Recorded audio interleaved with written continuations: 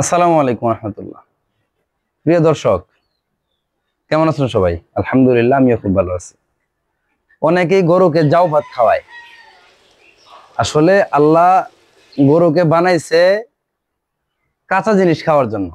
আপনি সিদ্ধ করে দিবেন, এটা গরুর খাবার না। কারণ গরু আগে থেকেই তো সিদ্ধ করে খাওয়ার গরুর কোনো ক্ষমতা নাই।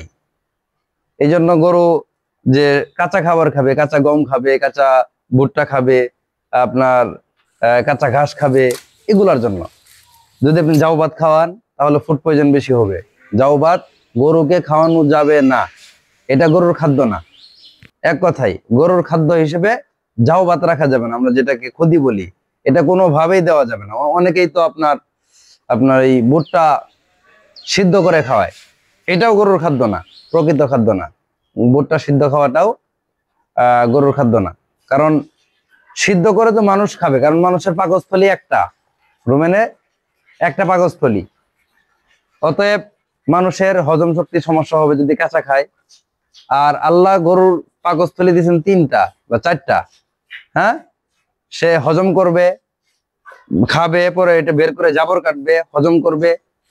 এইভাবে আল্লাহ তাকে বানাইছে। তা আমরা চাইলেই তো এটাকে পরিবর্তন করতে পারবো না। অতএব আল্লাহ যেভাবে তাকে বানাইছে, হ্যাঁ, আমরা কাঁচা জিনিস খাওয়াবো, জাউ ভাত খাওয়াবো না, কখনো জাউ ভাত খাওয়াবো না। জাউ ভাত খাওয়ালে ফুড পয়জন হবেই হবে। আজকে না হোক কালকে হবে, কালকে না হোক পরশু হবে, একদিন না একদিন হবেই। এটা গরুর জন্য খুবই ক্ষতিকর।